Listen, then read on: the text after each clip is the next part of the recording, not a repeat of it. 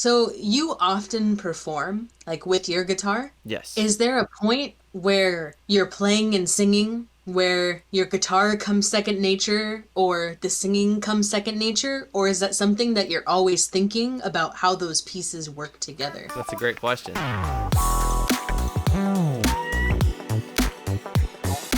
So, like when I was performing for you before we even started this whole YouTube video, what I was doing was, considering I didn't have all the lyrics memorized still, because I'm still working on the song, I was focused on the rhythm of the guitar and understanding how I'm making the cover version of the original song my own. And so I was trying to remember, like, okay, what did I do here that makes this different than what probably Megan is used to hearing? I mean, and you didn't know the first song that I performed for you, which was fine, but you knew the other song, like No Tomorrow, because that's a throwback song. It was a jam of ours. And yeah, when I did that, I'm like, how can I replicate the strumming pattern on a guitar to sound similar to the original version? Because the original version, the song, it has a powerful dun dun dun dun dun dun dun dun, like it's kind of in your face and it's moving like a roller coaster. That's how the song is meant to make you feel. And when I first heard the song, like as a 15, 16-year-old, I don't know how old I was when the song first came out, but all I know is whenever I listened to it, I felt like I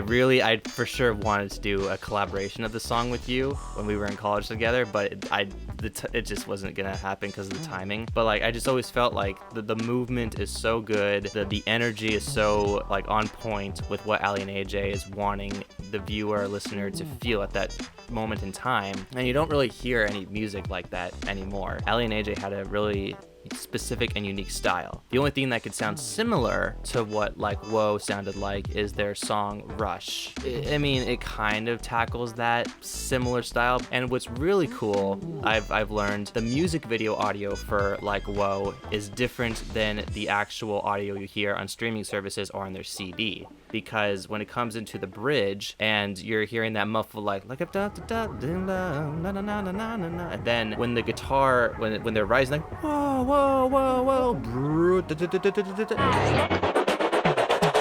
it chops up a little bit. Instead of going straight into it goes like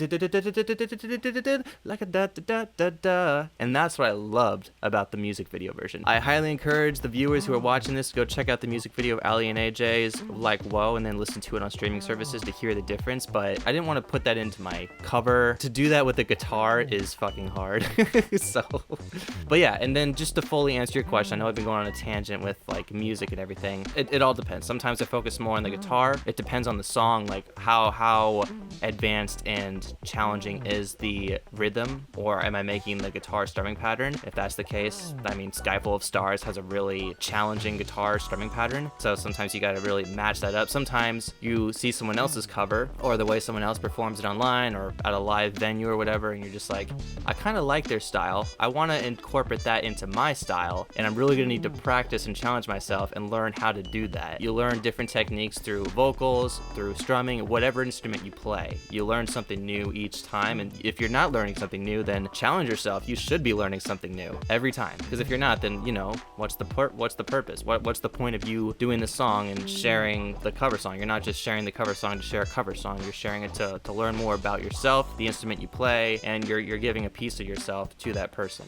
Hopefully that answers the long it's a long ass answer to your question. You know, we sit here and we talk about music and we say, you know, these are the things that people are doing, whatever, whatever, whatever. We talk the talk. But it's important that audiences know that we can walk the walk. Do you have any projects coming out that viewers can be looking forward to? I have a couple projects that I'm currently working on. One project is a music EP. It's 4 original songs. I have a friend, his name is Aiden, who is a drummer, and he'll be drumming to pretty much almost all the tracks.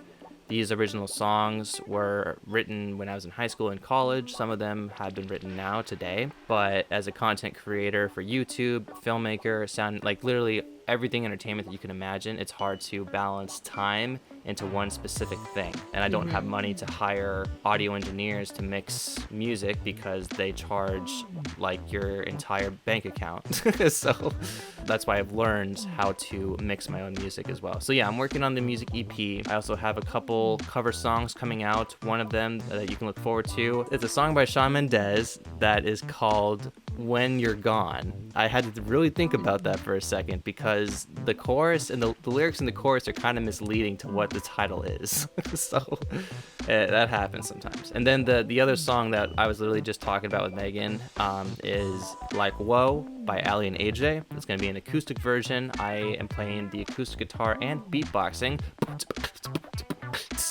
Singing as well. Might add some harmonies in there. I don't know. You'll have to find out when you watch the video. Just finished a movie project with sound mixing on a movie. Boom operating for a horror film. It's called Buried Alive, and it should be out by next 6 months or so. Who knows? Don't know how long post-production is going to take, but it was a horror film that was filmed in Arizona. If you guys are curious about that, you can check it out on imdb.com. Just type in Buried Alive, and it's directed by Robert Conway. So you can check out more details on that later. What about you, Megan? Is there anything on your agenda, any projects you're working on? Nothing that I am allowed to talk about. Both of my jobs had me sign NDAs. I can't talk about anything that's coming up. When it's done and it's out there, you'll be the first to know.